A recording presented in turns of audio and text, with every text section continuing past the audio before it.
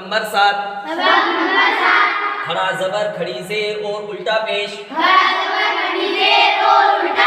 کھڑا زبر کھڑی زیر اور الٹا پیش کو ایک الف کے مقدار کھینچ کر پڑھیں گے سبق نمبر 1 کھڑا زبر حمزہ کھڑا زبر آ با کھڑا زبر با تا کھڑا زبر تا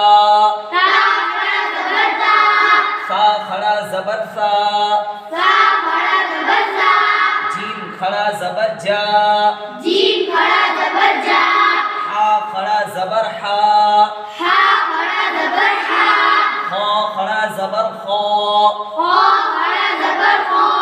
دال کھڑا زبر دا دال کھڑا زبر دا را کھڑا زبر را زا کھڑا زبر زا سین کھڑا زبر سا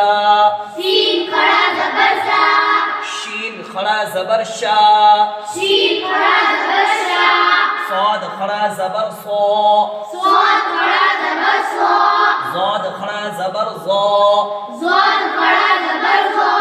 طا کھڑا زبر طا زا کھڑا زبر زا عین کھڑا زبر ع غین کھڑا زبر غا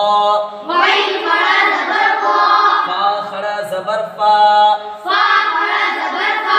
قاف کھڑا زبر قا کاف کھڑا زبر کا لام کھڑا زبر لا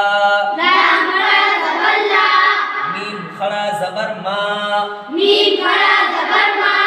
نون کھڑا زبر نا واو کھڑا زبر وا ہا کھڑا زبر ہا حمزہ کھڑا زبر آ یا کھڑا زبر یا اس کے اندر بھی حروف مدہ میں جو ہم نے سبق پڑھا الف مدہ کا اسی کے جیسا پڑھنا ہے، ٹھیک ہے؟ یعنی کھڑا زبر کو الف مدہ کے جیسا پڑھنا ہے، ٹھیک ہے؟ کھڑی زیر کو یا مدہ جیسا پڑھنا اور الٹا پیش کو واو مدہ جیسا پڑھنا ہے، ٹھیک ہے؟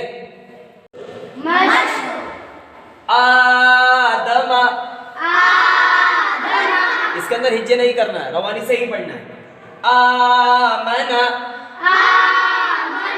مالکی ابواہ آتنی غاوین یا صالح